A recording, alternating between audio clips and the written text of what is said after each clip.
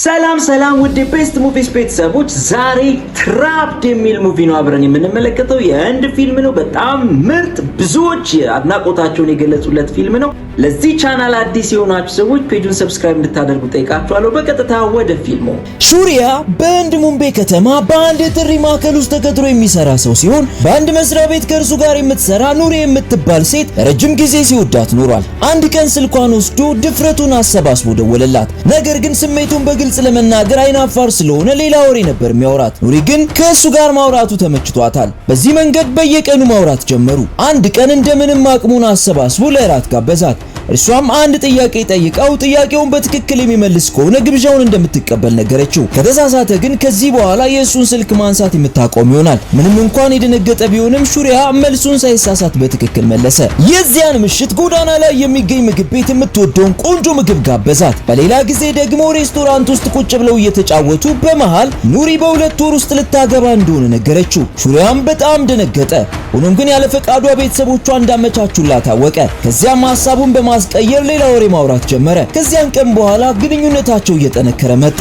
ኑሪም እሱን ካላገኘች ደስ አይላትም። እሱ ከቀረ ስራዋን መስራት ራሱ ይደብራት ጀመር። ከዛ በኋላ በተደጋጋሚ ዴት መውጣት ጀመሩ። ሁለቱም በሂደት በጣም የሚዋደዱ ፍቅረኛሞች ሆኑ። አንድ ቀን ሹሪያ ኑሪን ወደሚኖርበት አፓርታማ ይዟት መጣ። የሚኖረው ከ3 ጓደኞቹ ጋር ነበር። ወደ ውስጠኛው ክፍል ይዟት ገባና በሩን ቆለፈው። ውስጥ ከገቡም በኋላ ፍቅር መስራት ጀመሩ። በድንገት ግን ኑሪ አስቆመችው። ይህ ደግሞ ሹሪያን አበሳጨው። እሷ ግን ስለ ወደፊታቸው በማሰብ ይህንን እንዳደረገች ነገረችው። እርሱም ሰርጉን ትታ አብረው መኖር እንዲጀምሩ ጠየቃት። በመጀመሪያ እየቀለደ ነበር የመሰላት። ነገር ግን እንዳመረረ ስትረዳ ብዙ ወንዶች ባሉበት ቤት ከሱ ጋር በእንደዚህ አይነት ሁኔታ መኖር እንደማትችል ነገረችው። እርሱም ነገውኑ ሌላ ቤት ፈልገው እንደሚከራይና አብረው መኖር እንደሚችሉ ቃል ገባላት። እርሷም ሰርጓ 2 ቀን ብቻ እንደቀረውና እንዲፈጠን ነገረችው። እሷ ከወጣች በኋላ ሹሪያ ወዲያውኑ ደላላ ጋር በመደወል የሚስማማውን ቤት መፈለግ ጀመረ። ሆኖም ግን ከጊዜው ማጠርና ከበጀት እጥረት የተነሳ ቀኑን ሙሉ ሲዞር ቢውልም በእሱ አቅም የሚሆን ቤት ግን ሊያገኝ አልቻለም። ከአንዱ ሰው ጋር እየተነጋገረ አንድ እንግዳ ሰው እያዳመጠው ነበር። ሹሪያ ከዚያ ከወጣ በኋላ በጥሩ ዋጋ በጣም የሚገርም ምርጥ ቤት እሱ ጋር እንዳለ ነገረው።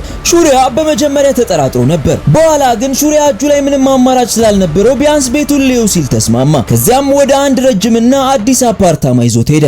ቤቱ የሚገኘው 35ኛ ፎቅ ላይ ነው። ሹሪያ ካሰበው በላይ ውድ ይሆናል ብሎ ፈርቶ ነበር። ሰውየው ግን ከ2 ዓመት በፊት ህንጻው እንደተጠናቀቀ ነገር ግን ከህግና ኮንስትራክሽን ጉዳዮች ጋር በተገናኘ ማንም የሚኖርበት ሰው እንደሌለ ነገረው። ሰውየው እንዲከራይ ያቀረበለት ቤት ባለቤት እዚያ እንደማይኖርና ሰውየውም ጠባቂ እንደሆነ ነገረው። ባለቤቱም ለ2 ዓመታት ዝር ሳይል ስለቀረ አሁን ሰውየው ቤቱን ለማከራየት እንደወሰነ ነገረው። ሹሪያ ይህንን ቤት ከተከራየ ጥንዶቹ በዚህ ህንጻ ውስጥ ብቸኛ ነዋሪዎች ይሆናሉ።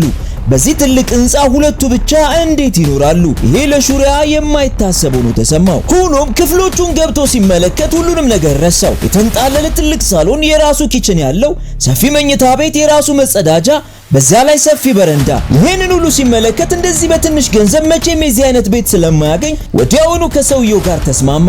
በጣም ከመደሰቱ የተነሳ ስለ መብራት፣ ስለ ውሃ በደንብ ሰውየውን አልጠየቀም ነበር። ከዚያም ደስተኛ ሆኖ የቤቱን ቁልፍ ተቀበለና ወደ ቀድሞ ቤቱ በመሄድ ሻንጣውንና ዕቃዎቹን ሰብስቦ ለጓደኞቹ ለተወሰነ ቀናት ወደ ቤተሰብ ጋር እንደሚሄድ ስለሱ እንዳይጨነቁና እንዳያስቡ ብቻ ነገራቸው እንጂ ወዴት እንደሚሄድ አልነገራቸውም። ስለ አዲሱ እቅዱ ከጓደኞቹ ማንም የሚያውቅ አልነበረም። አዲሱ መኖሪያ ቤቱ አንሶላውን አነጠፈ።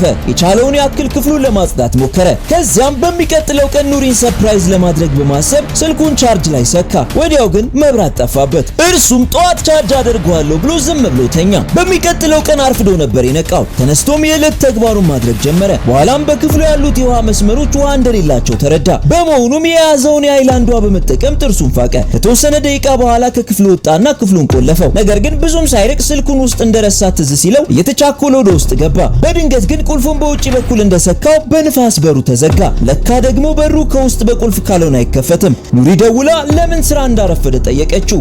ሹሪያም ነገሩን ሰርፕራይዝ ለማድረግ በቅርቡ ቶሎ እንደሚመጣ ብቻ ነገራት እንጂ የት እንዳለ አልነገራትም ነበር። ስልኩን ከዘጋው በኋላ ግን ችግር ውስጥ እንደሆነ ገባው። በጉልበት በሩን ለመክፈት ቢሞክርም በሩ ግን የዋዛ አልነበረም። ምክንያቱም በጠይም ፈርኒቸር ስለተሰራ። እናንተም በ0910862768 በመደወል ምርጥ የፈርኒቸር ስራዎችን ማዘዝ ትችላላችሁ። ከመሳቢያ ውስጥ አንዳንድ እቃዎችን በማውጣት በሩን ለመክፈት ብዙ ታገለ። ነገር ግን ያለ ቁልፍ በሩ የሚከፈት አይመስልም። ከዚያም ሰዎች ጋር ደውሎ ለእርዳታ እንዲመጡለት ጠየቃቸው። ነገር ግን እድለቢሱ ሰው የት እንዳለ አድራሻውን ሳይነግራቸው የስልኩ ባትሪ ዘጋበት። በድጋሚ ቻርጅ ሊያደርገው ሞከረ። ነገር ግን መብራት አልነበረም። ሹሪያም በጣም ተበሳጭቶ ባገኘው ነገር በሩን ለመስበር መታገል ጀመረ። ሆኖም ግን አልተቻለውም። እንዳልኳችሁ በሩ የተሰራው በጠይም ፈርኒቸር ነበር። እየደጋገመ ሲሞክር ይባስ ብሎ የገዛ እጁን ጎዳው። ተወሰነ ደቂቃ በኋላ ወደ በረንዳው ብቅ አለና ጥበቃውን መጣራት ጀመረ። ነገር ግን ካለበት ከፍታና ከሚሰማው የመኪና ድምጽ የተነሳ ጥበቃው ሊያዳምጠው አልቻለም። በስተመጨረሻም ሹሪያ ከባድ አደጋ ውስጥ መውደቁን ተረዳ። ከበሩ ጋር እየታገለ ሰዓቱ ሄደ። ከዚህ በኋላ ኑሪን ለማስኮብለል የነበረው እቅድ የከሸፈ ይመስላል። ምክንያቱም በዚህን ሰዓት እርሷ ለትዳር ያለውን ቁርጠኝነት በመፍራት የተደበቀ ሊመስላት ይችላል። ቁስሉን በሃይላንድ ውስጥ በቀረው ውሃ አጠበው። ምናልባት ባትሪው ቻርጅ ከሆነ በሚል ፀሐይ ላይ አውጥቶ አሰጣው። ነገር ግን ምንም አልፈየደለትም። በኋላም ምናልባት የሚሰማኝ ካገኘው ብሎ ለእርዳታ መጮ ጀመረ። ነገር ግን የሚያዳምጠው አልነበረም። ሰዓቱም መሸ። ቦርሳው ውስጥ የነበረውን እሽግ ብስኩት በልቶ ተኛ። ጠዋት ከእንቅልፉ ሲነሳ አሁንም መብራት እንደጠፋ ነበር። ውሃውም አይሰራም። አሁንም በሩን በተለያየ መንገድ ለመክፈት ሞከረ። በወንበርም ሊሰብረው ሞከረ። ፋኑንም ወረወረበት። ነቅነቅ እንኳን አላለም። ሹሪያ አሁን ጠንከር ያለ እርምጃ ለመውሰድ ተዘጋጀ። ምክንያቱም ከዚህ መውጣት አለበት። እናም ከግድግዳ ጋር የታሰረውን ቴሌቪዥን ነቅሎ ከበረንዳ ላይ ወደ ታች ለቀቀው። ታችኛው ወለል ላይ ወደቀ።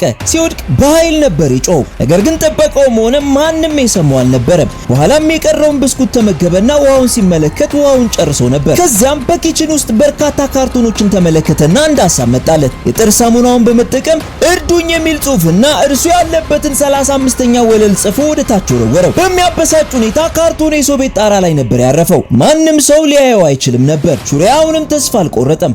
በድጋሚ ተመሳሳይ ነገር ጽፎ ሌላኛውን ካርቶን ወደ ታች ወረወረው። ካርቶኑ ከታች የሚገኘው ህንጻ ቴራዝ ላይ ያረፈ። የጥርስ ሳሙናው ሲያልቅበት የገዛ ደሙን በመጠቀም ለሶስተኛ ጊዜ ተመሳሳይ ነገር በመጻፍ በአሁኑ አርቆ በኃይል ወረወረው። ከህንጻው ትንሽ ራቅ ብሎ የሚገኝ አነስተኛ መኖሪያ ቤት ቴራዝ ላይ ያረፈ። በረንዳው ላይ ሆኖ አንድ የሆነ ሰው እስኪያገኘው ድረስ መጠበቅ ጀመረ። በእርግጥም ምሽት ላይ አንዲት ሴት የተሰጡትን ልብሶች ልትሰበስብ ወደ ቴራስ መጣች። ሹሪያም ሴትየዋን እንዳያት ከተቀመጠበት ተነስቶ መጮህና መጣራት ጀመረ። ሆኖም ግን ጨለማ ስለነበር ሴትየዋ ካርቶኑን ልታየው ባለመቻሏ ሹሪያ በጣም ተበሳጨ። ከዚያም ራቱን ለመብላት በሚሞክርበት ጊዜ እጁ ላይ የነበረውን ብስኩት እንደጨረሰው ተመለከተ።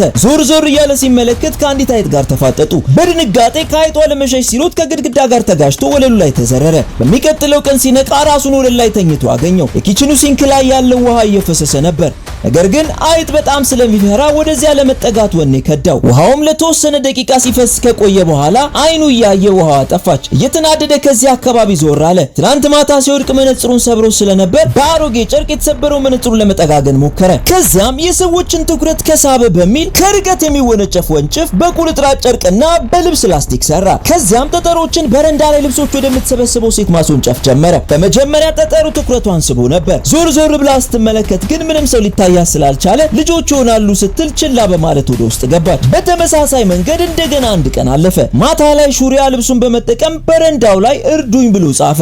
ሌሊቱን በሙሉም የበረንዳውን ብረት በትንሽ ድስት ሲደበድበው አደረ። ነገር ግን አንድም ሰው ሊሰማው አልቻለም። በስተመጨረሻ ጥበቃው መሬት ላይ የወደቀውን ካርቶን አገኘው። ነገር ግን ምንም ማንበብ ስለማይችል እያገላበጠ ከተመለከተው በኋላ የቆሻሻ መጣያ ላይ ወስዶ ጣለው። ብዙም ሳይቆይ ራቅ ብሎ ያለው መኖሪያ ቤት ላይ ያለችውን ሴት ቴራዟ ላይ የወደቀውን ካርቶን አገኘችው። እርዱኝ የሚለውን ካነበበች በኋላ ዞር እያለች ተመለከተች። ምንም የታያት ነገር አልነበረም። ሹሪያንም ከዚያ ርቀት ላይ ሆኖ ልትመለከተው አልቻለችም። ሹሪያ የሴትዮዋን ትኩረት ለማግኘት በኃይል መጮህና መጣራት ጀመረ። በቀጥታም እርሱ ወዳለበት ህንጻ ስትመጣ ሲመለከት በጣም ተደሰተ። ሴትዮዋም ወደ ህንጻው መጣ። በቀጥታ ለጥበቃው እዚህ ህንጻ ላይ የሚኖር ሰው መኖሩን ጠየቀችው። ሰውየውም ያለፉትን 2 ዓመታት ይህንን ህንጻ ሲጠብቅ እንደኖረ ከነገራት በኋላ እዚህ ህንጻ ውስጥ የሚኖር አንድም ሰው እንደሌለ አረጋገጠላት። ሆኖም ሴትዮዋ ጥበቃውን ስላላመነችው የተወሰኑ ወለሎችን እየዞረች ቼክ ለማድረግ ሞከረች። በእርግጥም እንደተባለው በስፍራው የሚኖር ሰው እንደሌለ ካመነች በኋላ ወደ ቤቷ ተመልሳ ሄደች። ሹሪያም እርሷ ስትመለስ በውስጡ የነበረው ጭላንጭል ተስፋ ከውስጡ ጠፋ። ከጨለመም በኋላ የመጨረሻ እድል ብሎ ያሰበውን በረንዳ ላይ ተንጠለጠለውን ልብሶቹን እሳት ለኮሳቸው። በተጨማሪም አንሶላውንና ፍራሹን ጨምሮ ለኮሰው። እሳቱና ጭሱ ሲወጣ የሰዎችን ትኩረት ይስባል ብሎ ነበር። እርሱ ራሱ ግን በጭሱ ታፍኖ ራሱን በመሳት ወደቀ። በወደቀበትም ከረሃቡ የተነሳ ከኑሪ ጋር በጣም የሚወደውን ምግብ እንደ ሁል ጊዜው አብረው እየተመገቡ ሲቃዥ ቆየ። እንደገናም ከዚህ በፊት በእንደዚህ አይነት ከባድ ጊዜ አንድ ሰው ለመትረፍ ያገኘውን ነገር ሁሉ መመገብ እንዳለበት የተመለከተው የቲቪ ሾው ትዝ አለው። ምክሩንም ተግባራዊ ለማድረግ አይጧን ለመግደል ወደ ኪችን አመራ። ነገር ግን አይጧ ወደሱ ስትሮጥ እርሱም እግሬ አውጪኝ ብሎ ቀደደው። በሚቀጥለው ቀን በውሃ ጥም ሊሞት ደረሰ። ከዚያም የገዛ ሽንቱን ቀርቶ ጠጣው። ሆኖም ግን ጣዕሙ መልሶ እንዲያስመልሰው አደረገው። ሰውነቱ ስለደከመ ቀኑን ሙሉ ተኝቶ አሳለፈ። በሚቀጥለው ቀን ከእንቅልፉ ሲነቃ ከባድ ዝናብ እየጣለ ነበር። ሹሪያ በፍጥነት ውሃውን አጠራቀመና መጠጣት ጀመረ። አለኝ የሚለውን ማጠራቀሚያ ውስጥ እየቀዳ መገልበጥ ጀመረ። ፍሪጁን ሁሉ ሳይቀር የውሃ ማጠራቀሚያ ያደረገው። በሚቀጥለው ቀን በረንዳው ላይ አንድ እርግብ አረፈች። ያለችውን አንድ ድል በመጠቀም በወንጭፍ እርግቧን መታት።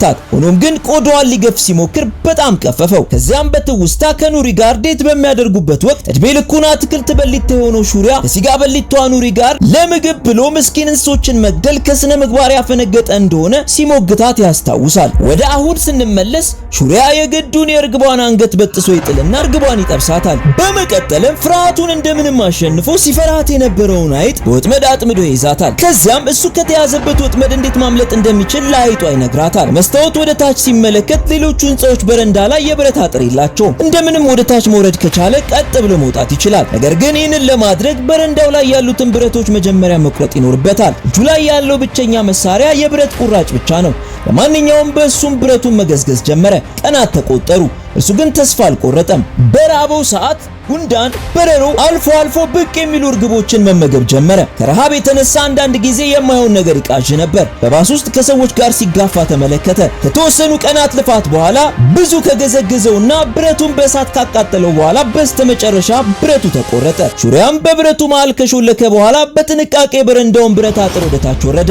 ነገር ግን የታችኛውን እግሩን የሚያሳርፍበት ምንም ብረት አልነበረውም። ወደ ታች መዝለል የሚታሰብ አይደለም። እግሩ ደግሞ አየር ላይ ተንጠለጠለ። ብቻ በመጨረሻ ቀበቶውን በመጠቀም ተንጠላጥሎ ወደ ታች ወረደ። በሩ የሚከፈትለት አልመሰለውም ነበር። ነገር ግን ገና በመጀመሪያ ሙከራው ተከፈተ። ደስታው ወደር አልነበረውም። ቀጥ ብሎ ወደ ውጭ ወጣ። በር ላይ ከጥበቃው ጋር ተገናኙ። በአእምሮ ለጥበቃው ሊለው የሚፈልገው ማአት ነገር ይመላለሳል። ነገር ግን ዝም ብሎ ጥሎት ሄደ። ከሳምንት በኋላ ኑሪ ሆስፒታል ልትጠይቀው መጣች።